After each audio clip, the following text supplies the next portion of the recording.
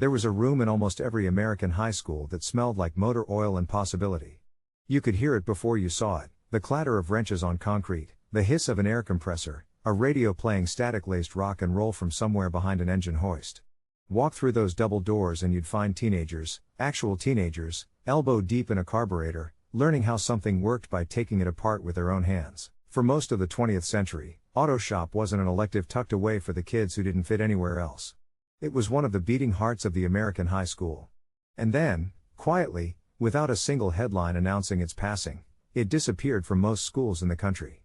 So what happened?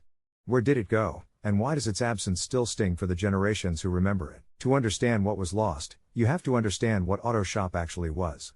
It started showing up in schools in a big way after World War I, as part of a broader movement called vocational education, the idea that not every student was headed to college, and that schools owed something real to the kids who were headed straight into the workforce. By the 1950s and 60s, auto shop had become a fixture, practically a rite of passage. Boys, and it was mostly boys back then, though that would slowly change, spent entire semesters learning to rebuild engines, adjust brakes, time ignition systems, and diagnose problems by ear before diagnostic computers ever existed. The classroom itself looked like something out of a working man's cathedral, rows of car lifts, pegboards lined with hand tools, engine blocks in various states of undress sitting on stands like patients on an operating table. And it wasn't just mechanical training. Auto shop taught patience. It taught you what happens when you strip a bolt because you were in a hurry, and it taught you the quiet satisfaction of turning a key and hearing an engine that you rebuilt with your own hands roar back to life. For a lot of teenagers who struggled in traditional academic classrooms, auto shop was the one place in the building where they felt genuinely good at something.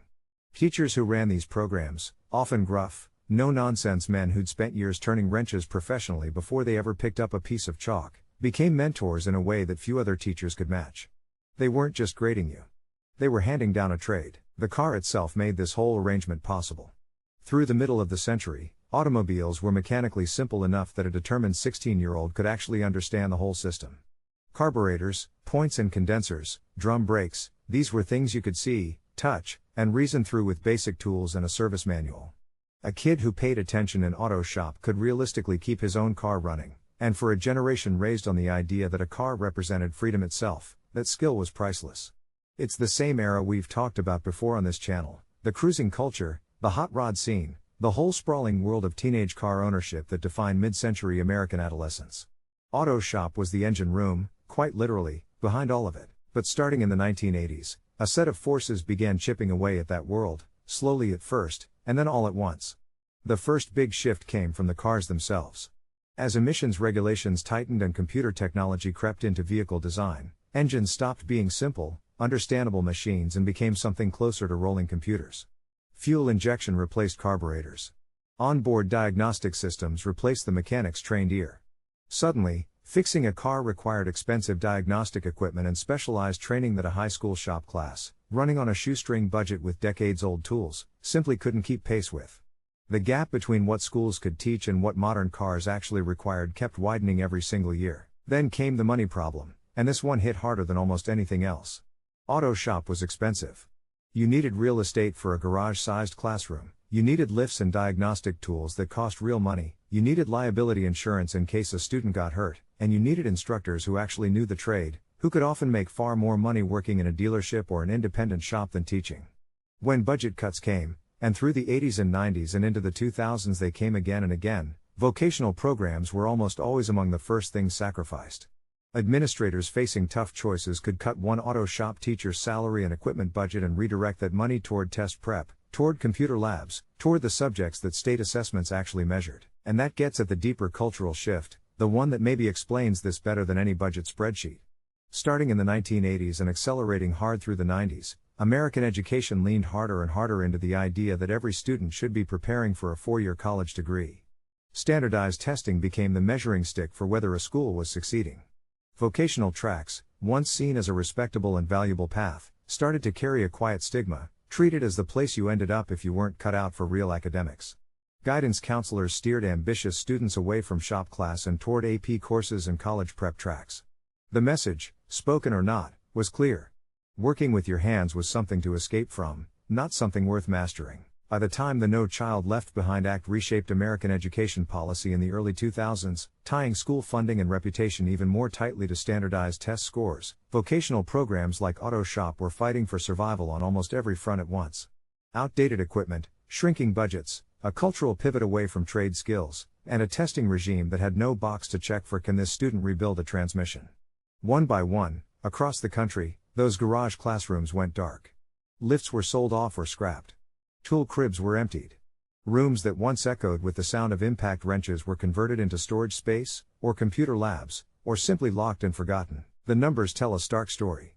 Vocational and technical education enrollment across the country dropped dramatically from its mid-century peak, and auto shops specifically became one of the most visible casualties. Schools that once had thriving programs with waiting lists now might offer nothing at all, or at best a watered-down elective with none of the hands-on depth that defined the golden era. An entire generation of students grew up never once popping a hood in a classroom setting, never learning to check their own oil, never experiencing the particular pride of fixing something broken with their own two hands. There's an irony sitting right at the center of all this, and it's worth sitting with for a moment. Right around the same time schools were shutting down auto shop programs, the country was facing a growing shortage of skilled tradespeople.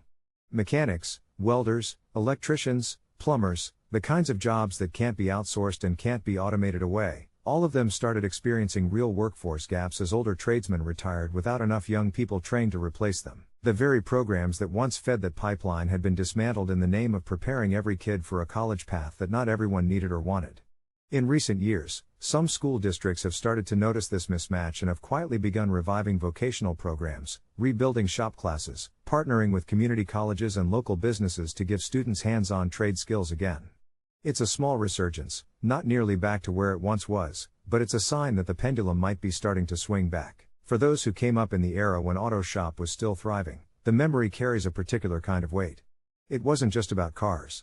It was about the confidence that came from understanding how something worked, from solving a real problem with your hands instead of a textbook, from the smell of gasoline and grease that clung to your clothes on the walk home.